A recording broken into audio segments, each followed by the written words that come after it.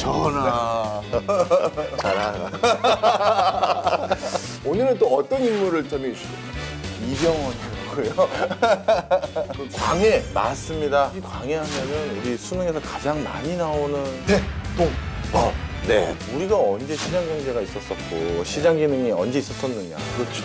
하긴 대동법 이후부터는 이런 얘기를 하시고. 그래요? 네. 광해 이 조세제도는 그 조선 후기의 사회상 전체를 뒤흔드는 시발점이었다.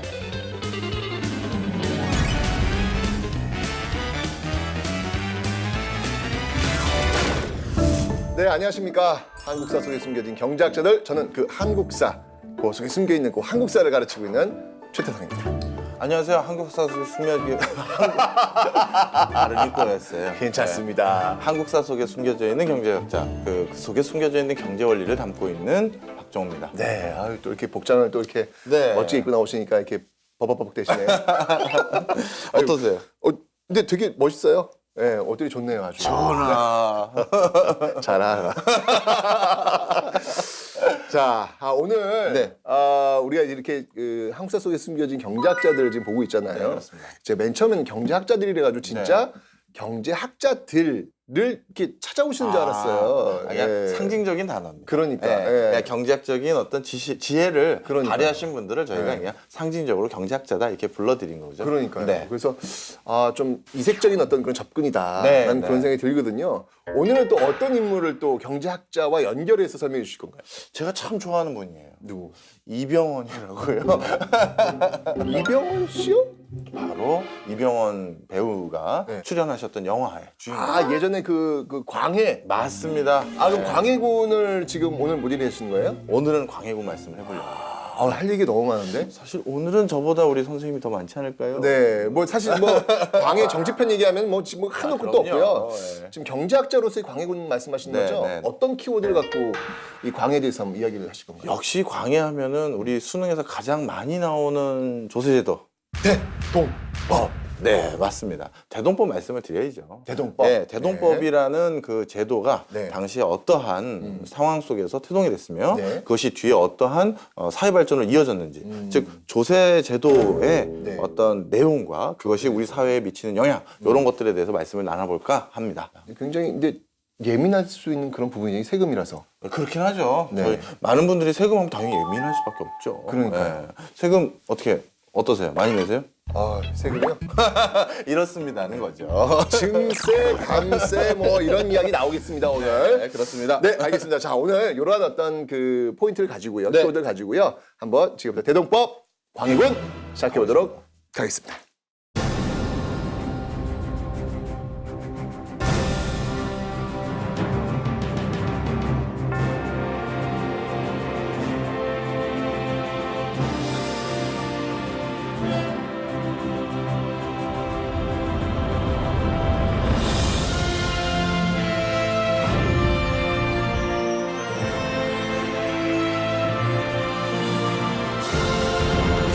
이 광해군은 말이죠. 참 이게 비운의 또 정치인이라고 볼 수도 있거든요. 네. 기본적으로 이 광해 같은 경우가 이제 사실 왕이 올라오기는 이 광해가 서자 출신이잖아요. 네, 그러니까 기본적으로 적장자, 상속 거기에는 들어와 있지 않은 인물이었기 때문에 왕이 되기 좀 어려운 어떤 그 위치였는데 이 광해가 왕이 될 수 있는 결정적 사건, 그게 바로 임진왜란이죠. 그러니까 나라가 굉장히 위급한 상황 속에서 나라를 그 선조와 함께 이끌어야 되는 어떤 그런 시점이었기 때문에 광해가 그 왕위를 이을 수 있는 그런 자격을 얻게 된 거죠. 네, 이렇게 된 건데 어쩌면 이 임진왜란을 통해 가지고 네. 왕위를 계승할 수 있는 어떤 그런 자격을 받았지만 네. 이 또 결정적인 일로 적장자가 태어나죠. 그게 이제 영창대군. 영창대군. 기본적으로 그런 것 같아요. 조선의 왕실 이렇게 공부하다 보면 네. 그 왕이라고 하는 자리 또는 왕자의 자리는 언제든지 죽을 수 있는 자리가 아닌가. 안전한 자리가 아니에요. 안전한 자리가 아니죠. 왜냐하면 내가 적장자가 아니라면 누구든지 또 다른 사람이 내 자리를 차지할 수 있는 것이기 때문에 굉장히 그 부분은 일반인들과의 어떤 그 관점은 좀 다른 것 같아요. 아니, 기본적으로 자기 형제를 죽인다는 거 이거 쉬운 거 아니잖아요. 굉장한 거죠. 그죠? 네. 하지만 그 형제를 죽이지 않으면 내가 죽을 수밖에 없는 그런 상황들. 네. 그런 상황들이 결국 이제 영창대군의 증살, 네. 뭐 이렇게 방에 가둬가지고 그냥 뜨거운 불을 해가지고 죽이잖아요. 그죠? 그 다음에 영창대군의 어머니 인목대비 또 폐위 사건. 이런 것들이 참 이 광해군의 어떤 그 인간적인 평가에 있어서는 도덕적 윤리적인 측면에서는 좀 아킬레스건이 아닐까라는 그런 생각이 들어요. 네. 뭐 이런 어떤 그 뭐 정치적인 면은 한번 이렇게 한번 살펴보면 되고요. 네네네. 우리가 이제 얘기할 수 있는 거는 뭐냐면 그럼에도 불구하고 광해군은 이 경제 정책 중에서 이 대동법이라고 아까 말씀하셨잖아요. 네. 이 대동법이라는 것들을 일단 출발시켰단 말이죠. 네.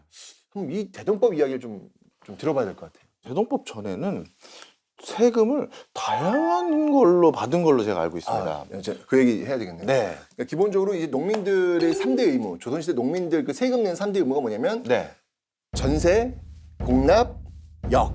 아. 요 세 가지거든요. 네. 전세는 자기 그 토지에서 나오는 생산물의 일부를 내는 것이고, 네. 그다음에 공납이라고 하는, 여기 좀 독특한데 네. 지금은 좀 보기 좀 어려운 건데 그 지역의 특산물을 내는 거였거든요. 아. 역이라고 하는 것은 노동력. 지금도 뭐 국방의 의무가 있듯이 그런 것들이요? 예, 네. 자신의 어떤 노동을 제공하는 요 3대 의무가 있었는데 16세기가 되면요. 그러니까 네. 임진왜란 직전에 되면 이 전세 공납 역의 어떤 이 세금 체제가 굉장히 문란해지는 거죠. 특히 공납이 이제 문제가 되는데 공납이라고 하면 그 지역의 특산물 내는 거잖아요. 네. 근데 이게 쉬운 게 아니에요. 왜냐면 특산물이니까 제일 쉬워 보이는데? 아니 근데 특산물이 근데 계속 균일하게 나올 수는 없잖아요. 예, 예를 들면 제주도의 특산물이 귤이에요. 네. 제주도에 뭐가 많죠? 아, 태풍, 바람, 뭐 이런 거. 바람 많잖아요. 네. 바람 확 불어오면 귤 다 떨어질 떨어지죠. 거 아니에요. 네. 그럼 낼 게 없잖아요. 그러니까 이런 어떤 그 지속 가능하기가 좀 쉽지 않아요. 불안정이 좀 네. 있다는 얘기죠. 그러니까 무슨 말씀인지 농민들이 알겠습니다. 굉장히 이런 걸 내기 힘들었는데 부담스럽겠네요. 그러면서 이걸 대행해주는 예, 공납을 대행해주는 네. 대행업자 등장하는데 그게 바로 방납업자다. 방납업자. 그렇죠. 방이라고 하는 건데 막을 방자예요. 네, 네. 공납을 내는 것을 막아준다. 막아주는 어떤 자기가 대신 내주는 네, 그런 네. 역할인데 이 방납업자의 폐단. 방납업자의 폐단. 그러니까 그 지방관하고 이제 결탁을 하는 거죠. 네. 결탁을 해서 지방관에게 농민이 그 공납을 내면 이거 뭐 상했네, 아. 상품이 안 좋네, 하면 안 받는 거예요. 예. 대신 방납업자의 물건을 갖다 오면 방납업자 물건 갖고 오면 그걸 받는 거죠. 아. 그리고 방납업자한테는 지방관이 돈을 받는군요. 이렇게. 예. 아. 이러니까 농민들이 힘들 수밖에 없는 거죠. 그렇네요. 16세기에 이 방납의 폐단이 정말 아주 극심해지는 거죠. 이런 문제점들이 발생하면서 대동법이. 그렇죠. 그럼 대동법은 그런 기존의 문제점을 해결하는 방식의 조세체계인데 그렇죠. 어떤 식으로 조세를 그러니까 특산물을 내는 거니까 다양하잖아요. 네. 다양한 어떤 세금을 네. 단일화시키는 거죠. 바로 쌀로 내는 거죠. 쌀로. 뭐 물론 이제 일부 지역은 쌀이 못 내는 지역은 동전 같은 거 뭐 또 네네. 옷감 같은 거 내지만 어쨌건 대동법은 기본은 쌀로 쌀. 내는 것. 토지 1결당 네. 12두 쌀로 내는 것. 요게 이제 가장 큰 특징이라고 볼 수 있겠죠. 네. 저는 늘 궁금한 게 있습니다. 역사적으로. 네. 왜 임진왜란 대동법? 무슨 관계가 있는 거죠? 그런 것 같아요. 그러니까 지금 굉장히 중요한 부분을 네. 짚으셨는데, 그러니까 임진왜란이 끝나면서 일단 전쟁이란 말이죠. 네. 전쟁 상황이었는데, 제가 볼 때는 이 지배층간 위기가 아니었을까. 왜냐하면 전쟁이 일어나는데 임금이 제일 먼저 도망가잖아요. 그렇죠. 네.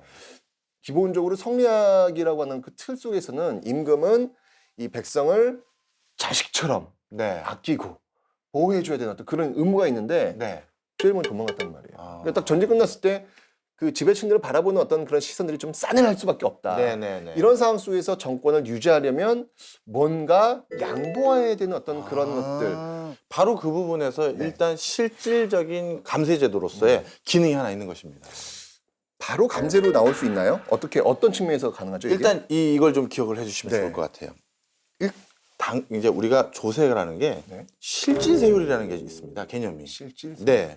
예를 들어서 법인세율 얼마, 소득세율 얼마라고 얘기를 하더라도요. 그것을 실질적으로 그러면 법인세율이 뭐죠? 회사가 내는 세금, 이익을 얻었을 때 소득세는? 그걸 개인이 내는 자신의 이득에 대해서 내는 세금 이건데요. 이 법인세, 소득세가 우리가 법률적으로 얼마에서는 얼마 몇 프로 내고 얼마에서는 몇 프로 낸다 이렇게 돼 있는데 네네. 이 세금을 내고 나면 연말에 냈던 세금을 다시 돌려주는 경우가 참 많이 환급? 있거든요. 환급입니다. 네. 그리고 세금을 내려고 하는데 세금을 내려면 어떤 그 과세를 매기는 기준이 있어야 될 거 아니겠습니까? 그렇죠. 이걸 과세 표준이라고 하는데요. 네. 네가 돈을 번 게 요만큼이네라고 해서 이걸 정해줘야 되는데 네. 그 과세 표준 중에는 실제로 저는 소득을 얻었지만 그 얻은 소득을 네. 뭐 제가 교육에 썼다든가 병원을 갔다든가 이런 거는 그 지출 부분은 아예 소득을 안 번 걸로 빼버려요. 그리고 나머지만 가지고 과세를 해버리니까 네. 실제로 내가 세금을 부담하는 게 더 줄어드는 거죠. 줄겠죠. 네. 그래서 법으로 명시된 세율하고 네. 실질적으로 내가 부담하는 실질 세율은 약간 다른 경우가 많습니다. 그렇겠죠. 그런데 네. 아까 지금 우리 선생님께서 정확히 설명해 주셨는데요. 대동법 전에는 네.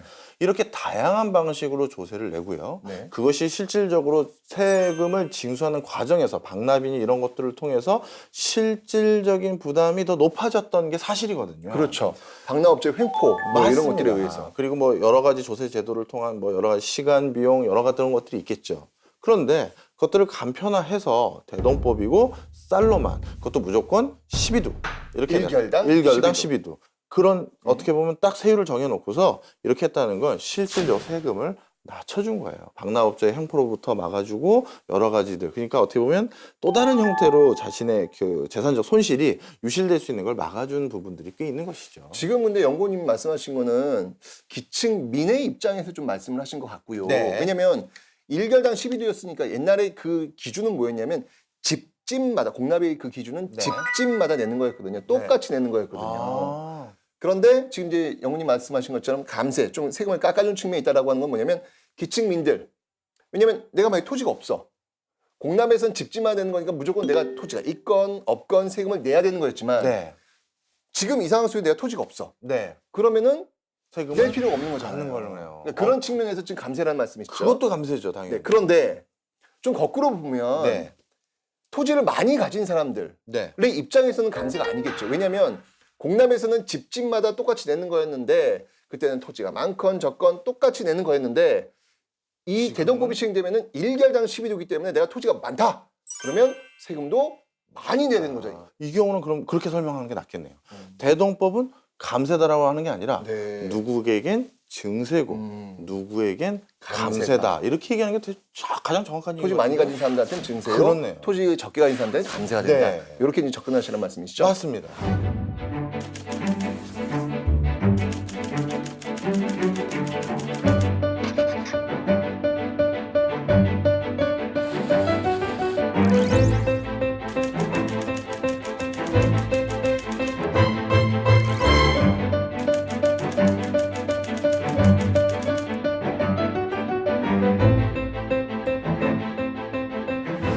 지금 이 대동법이 지금 1결당 12두를 내는 거란 말이죠. 네. 그런 거를 뭐 현재적인 뭐 용어로 이렇게 뭐 설명이 가능한가요? 가능하죠. 어떤 개념이 있어요? 일단 우리가 이러려면 이제 세금의 체계를 좀 이해를 하실 네. 필요가 있는데요. 누진세와 비례세를 좀 먼저 말씀을 드리는 게 좋을 것 같아요. 자, 좀 어려운 용어가 등장했어요. 네. 누진세와 어떤 거요? 비례세. 비례세. 네. 어떤 거죠, 이게? 이런 거 이렇게 보시면 됩니다. 비례세는요.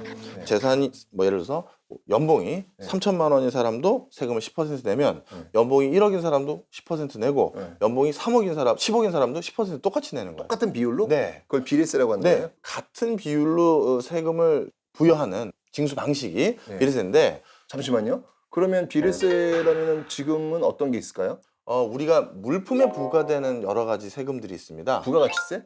그런 것도 그렇고요. 특별소비세도 거기에 해당될 수 있어요. 무슨 얘기냐면 이거는 부가가치세도 거기에 해당될 수 있고요. 네. 요거는 뭐냐면 가난한 사람이나 네. 부유한 사람이나 네. 물건을 하나 살 때 부여되는 세금이 똑같잖아요. 그렇지 않습니까? 그리고 그걸 비례세라고 하는 거예요? 이 세율이 똑같은 걸 비례세라고 해요. 그러면은 이게 바로 공납이네요. 그렇다고 볼 수도 있겠네요. 그렇구나. 아까 말씀하신 게. 네네네네.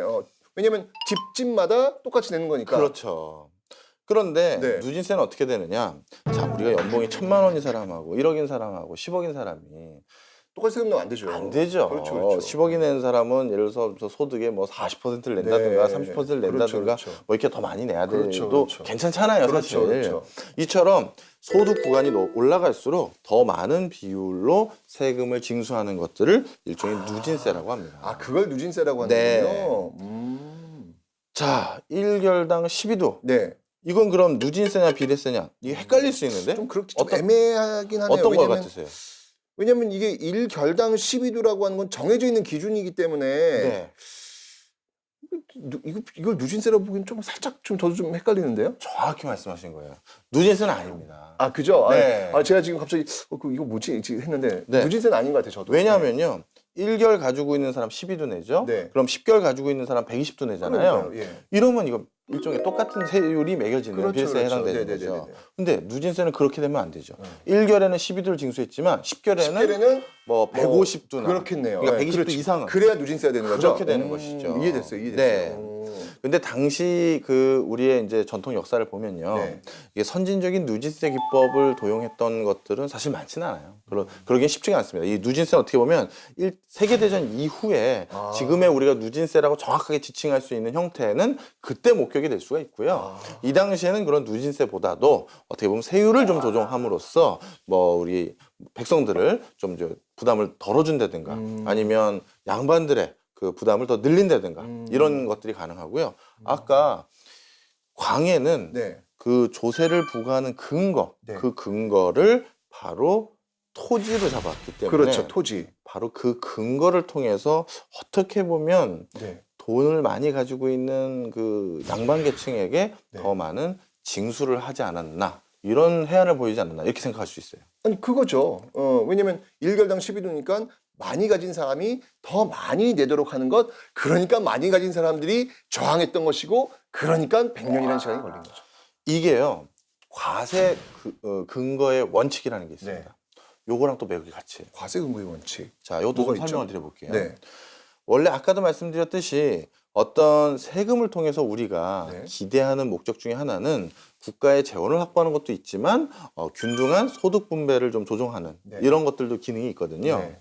그런데 누진세와 같은 어떻게 보면 현대적인 조세 징수 기법 이런 것들은 세계대전 이후에 나온 것이니까 그런 방식으로 우리가 균등한 뭐 소득 분배 재기능 이런 것들을 세금으로 하진 그런 모습은 없었었어요. 네. 그런데 조세를 부과하는 근거를 살짝 바꿔서 그 기능을 했던 적이 있는데 광해는 네. 어떻게 보면 유럽에서 창문세를 통해서 그런 기능을 했던 것보다 먼저 하신 거예요. 창문세요? 네. 창문세는 창문세 또 느낌 딱 오시죠? 뭐에 대해서 그 세금을 낸 거겠습니까? 뭐예요? 창문이면 뭐 맞습니다. 우리 얘기하시는 여기는 거예요? 창문을 근거로 해서 세금을 매기는 거예요. 왜요? 그 당시만 해도 네. 창문은 사치품이었어요. 창문이요? 네, 유리를 해가지고 이렇게 창문을 지배한다는 건 그 당시로서 굉장히 사치품이었습니다. 그래서 부유한 귀족의 대저택들이나 이런 데는 창문의 개수가 그만큼 많은 거예요. 그래서 창문을 가지고 세금을 매긴다는 건 실질적으로 이게 어떻게 보면 누진세를 적용하는 거랑 똑같죠. 네. 그런 거. 네, 그래서 창문세를 부과했는데 외국에서도 그래서 이 네. 조세 그 과세 근거가 창문이니까 네네네. 근거를 없애고자 있던 창문도 없애버리고요. 창문이 아주 기형적인 창문이 많아요. 바깥에서 보면 창문이 하나인 것 같은데 네. 안에서 보면 창문이 두 개인 거예요. 이런 식으로 해서 세금을 회피하기 위한 온갖 방법들이 많이 일어납니다. 그렇군요. 네. 그런 과정에서 우리 광해는 어떻게 보면 조세 회피를 쉽게 할 수도 없을 뿐만 아니라 명확하니까 기준이. 양반들이 분명하게 많이 소유하고 있는 토지를 바탕으로 조세 제도를 이렇게 개정했다라는 것은 임진왜란 이후 피폐해진 백성들의 삶을 어루만져 주려는 그렇죠. 어떤 목소리가 아닐까 이런 생각이 들더라고요. 일단 기본적으로 내가 토지가 없으면 네, 늘상 내야 되는 공납은 내지 않아도 되는 거니까. 그렇습니다. 그러니까 누진세는 아니지만 누진세의 어떤 그런 성격, 초창기 어떤 그런 네. 모습들을 좀 담고 있다 그랬는데 네, 네. 그리고 또 하나는 재밌는 게 뭐냐면 일단 이게 지금 명확한 기준이 설정이 됐단 말이죠. 네, 명확한 기준이 설정되었다는 얘기는 국가 재정을 좀 더 투명하게 갈 수 있는 또는 예측할 수 있는 그런 어떤 왜냐면 오늘 제주도에 바람이 많이 불었어요. 귤이 없어졌어요. 귤이 적어진 거예요. 네, 네. 그러면 그걸 또 갖고 운영을 해야 되는데 그의 그 예상 같은 게 힘들어질 수 있잖아요. 맞습니다. 그런데 이 대동포라면 그런 측면은 좋아질 것 같은데요? 맞습니다. 그래서 어떻게 보면 국가에서요, 네. 지금의 토지의 상황을 어느 정도 가름할 수가 있잖아요. 네. 근데 특산물의 산출량은 가름하기 어렵지 않습니까? 그렇죠. 그래서 토지를 바탕으로 안정적인 세수를 확보하는 방식으로서도 이거는 굉장히 유의미한 도구이기도 하죠. 그러니까 예측도 가능하겠네요. 그렇죠. 네, 내년에 어떻게 예산 쓰겠다 뭐 이런 것들. 맞습니다. 그러면 지금 말씀하신 대로 지금 이 대동법 광해가 시행했던 대동법은 첫 번째로 어떤 그 소득의 어떤 그 재분배 기능도 있다는 말씀이시죠. 네네. 뿐만 아니라 국가 재정을 안정화시키고 또 국가 재정을 안정적으로 운영할 수 있는 어떤 그런 길도 열어줬다. 네.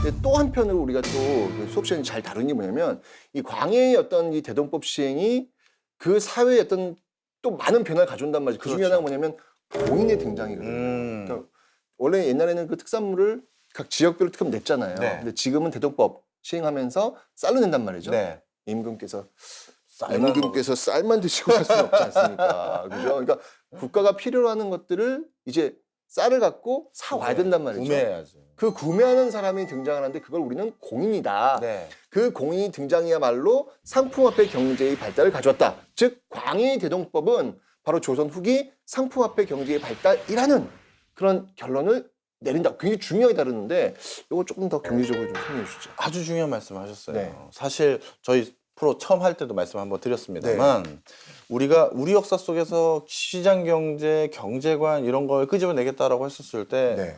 걱정하시는 분들도 계셨습니다. 우리가 언제 시장 경제가 있었었고 시장 기능이 언제 있었었느냐 그렇죠. 이런 말씀들을 많이 하시는데요. 네. 그러다가도 그분들이 하긴 대동법 이후부터는 이런 얘기를 하시거든요. 그래요? 네, 그 얘기 무슨 얘기냐? 대동법이 크나 봐요. 엄청난 거죠. 실질적으로 상거래 활동이 원활하게 일어나고 그것이 어떻게 보면 경제 활동의 가장 그 시발점이 될 수 있는 거거든요. 어떻게 보면 그게 정부와의 하는 관시장이든 민간시장이든 간에 시장이 열어날 수 있는 가장 커다란 변화의 시발점이 대동법이었어요. 아까 말씀드린 것처럼 이제는 모두 쌀이 어떻게 보면 화폐의 대용 수단이 돼버렸단 말이에요. 그렇죠. 그러니까 쌀을 통해서 우리가 필요한 나머지 나전칠기는 얼마에 사고 그다음에 과일은 얼마에 사고 이런 것들이 거래를 하다 보니까 그 사이에 상거래가 발달되고 유통이 생기고 그다음에 숙박업이 생기고 다시 금융업이 생기고 돈이 모자르면 다시 뭘 해야 되잖아요. 특히 국가에서 대량으로 물건을 사기 때문에 옛날에 자급자족적으로 이제 필요로 하는 것만 만들었다면 이제 대량으로 물건을 만들기 때문에 대량으로 물건을 공급하는 사람들 공급해 주는 사람들 필요하다는 얘기잖아요. 그럼 네. 다 맞물려 들어가네요. 그런 예처. 그래서 이 대동법이란 이 조세 제도가 네. 그 제도 하나로만 볼 것이 아니라 그 뒤에 우리가 그 경제 활동하는 방식과 메커니즘을 완전히 뒤바꾸는 가장 커다란 변화의 시발점이에요. 그렇군요. 야, 그러면 우리가 이제 기본적으로 알고 있는 어떤 네. 영창대원 증살이나 임목대위패 굉장히 정치적인 어떤 그런 측면만 우리가 얘기를 하고 있잖아요. 또 네. 뭐 중립 외교 네. 뭐 이런 건데 이 대동법이라고 하는 이 광의 어떤 경제 정책의 어떤 출발 이런 것들이 조선 후기의 어떤 경제를 굉장히 많이 변화시키는데 엄청난 역할을 한 거네요. 네, 그렇게 경제가 또 바뀌면 네. 어떤 일이 생기느냐? 해외도 마찬가지고 국내도 마찬가지고요. 신분제도에 급변하는 상황이 생겨요. 예를 들어서 양반 다음에 뭐 중인, 그다음에 상민, 천민, 천민. 이렇게 돼 있잖아요. 네. 그런데 이 상민 중에서 네.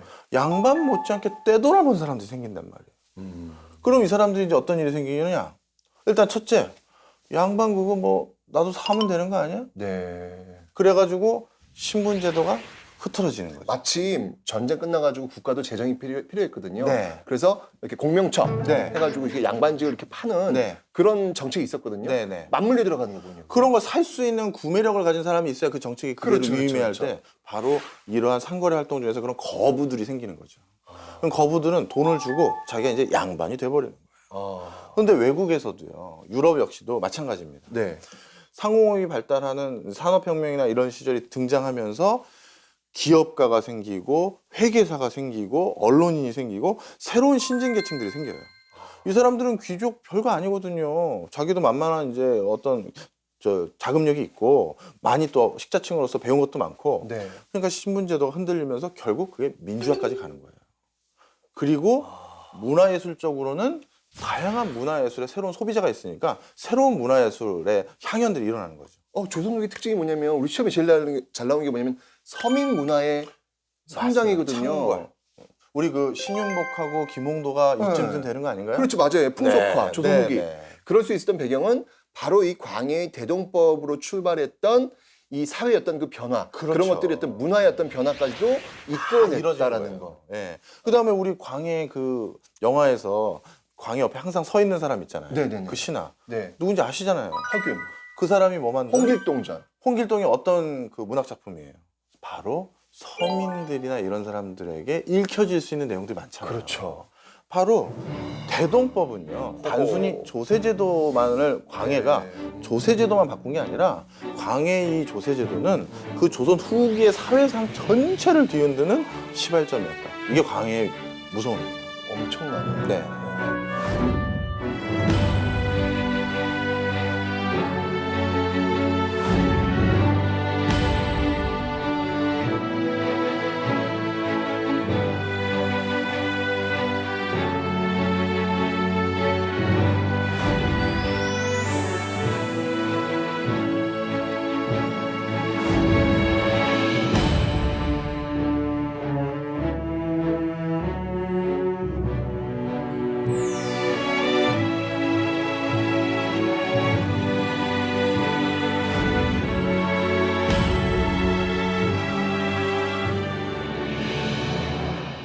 아, 어쩌네 오늘 이 광해의 모습을 통해 특히 이 대동법 네. 이런 걸 통해서 지금 한번 그 조선 후기 경제 정책까지 한번 살펴봤는데 참 엄청난 변화를 가져왔네요. 네. 변화의 시발점. 뿐만 아니라 지금 현재 우리의 모습도 여전히 세금 문제로 굉장히 많은 논란이 있잖아요. 네, 네. 그런데 또 많은 또 시사점도 주고 네, 있다. 네. 굉장히 비교할 수 있는 그 비교 거리가 굉장히 많다라는 네. 그런 생각이 드니까 진짜 광해는 진짜 경제학자로서의 숨겨진 경제학자로서의 어떤 면모를 가지고 있었던 사람이 아닌가라는 저도 생각이 그렇게 드네요. 생각합니다.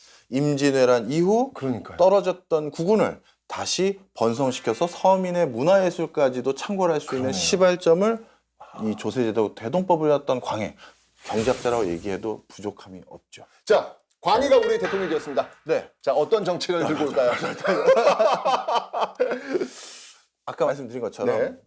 부가가치세 같은 걸 도입하셨을 것 같아요. 부가가치세를 도입했다. 네. 좀 이제 앞선 요 상황이 됐었다면. 네. 그래요? 저는 소득세와 법인세를 더 올렸을 것 같은데요. 그런 것도 가능하죠. 아. 네. 예를 들어서 세원을 좀 확보해서 네. 뭐 어떻게 보면 양극화도 좀 해결하면서 좋은 데서 쓰시는 그러한 성분이 있지 않을 뭐 좋은 대통령 아니면 좋은 네. 관료가 되지 않았을까 네. 이런 생각이 듭니다. 그러니까 이런 것 같아요. 우리가 네. 지금 이렇게 공부하면서 자꾸 현재의 어떤 그 모습에 결론은 다를 수 있잖아요. 네, 그렇죠. 하지만 이런 결론도 생각해보고 저런 결론도 그럼요. 생각해보면서 또 경제적인 어떤 그런 마인드, 경제를 바라보는 관점 이런 걸 좀 다변화시켰으면 좋겠다라는 게 또 이 프로그램의 의도가 아닐까라는 그런 생각이 듭니다. 우리가 얘기하기엔 좀 민망하네요. 네. 어쩌면 오늘 네. 이 광해를 통해서 참 그 경제 그 논리, 원리 같은 것들을 좀 더 많이 살펴볼 수 있는 어떤 그런 좋은 시간이었던 것 같아요. 네. 다음 시간에도 또 이렇게 네. 또 숨겨진 경제학자들 또 훌륭한 인물 한번 또 설명해 주는 시간 가지면 감사하겠습니다. 알겠습니다. 네. 저도 열심히 공부해 오겠습니다. 네. 오늘 고생하셨고요. 네. 다음에 뵙겠습니다. 감사합니다. 네, 감사합니다. I see the glow of the lights on the street. I feel the cold of an old distant memory where she left and he tried to stop the clock, find a way to rewind back to the streets. It all began. They fell in love, made friends from love. Then she just up and ran. One chance, you only get one chance. Everyone has a day in the dark. Sooner or later we forget who we are.